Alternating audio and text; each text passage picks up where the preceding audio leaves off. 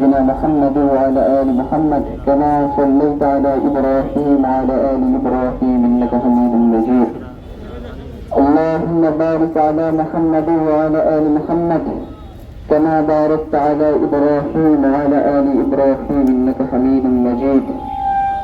ربنا آتنا في الدنيا حسنة وفي الآخرة حسنة وقنا عذاب النار. ربنا ظلمنا أنفسنا وإن لم تغفر لنا وترحمنا لنكونن من الخاسرين. رب ارحمهما كما ربياني صغيرا رب ارحمهما كما ربياني صغيرا.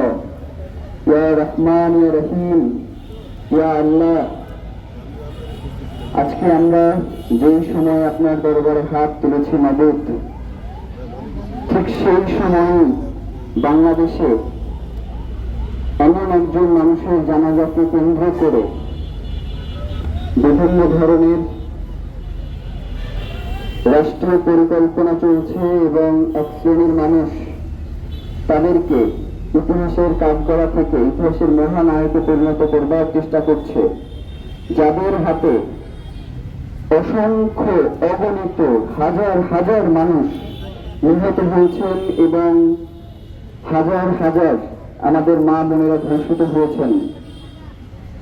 আল্লাহ, তাদেরকে যারা ইতিহাসের মহানায়ক বানানোর চেষ্টা করছে, আপনি তাদেরকে হেদায়েত দান করেন, নয়তো এই জমিনেই তাদেরকে ধ্বংস করে দেন।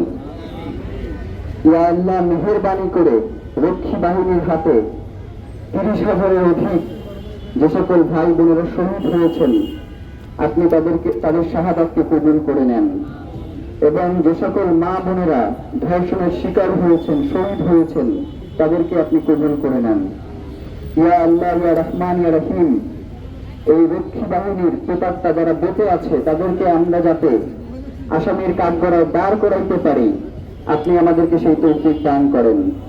রাষ্ট্র যাতে তাদের ব্যাপারে যথাযথ ব্যবস্থা গ্রহণ করে, আপনি রাষ্ট্রকে সেই সুযোগ এবং সেই মন মানসিকতা নিশ্চিত করে দেন।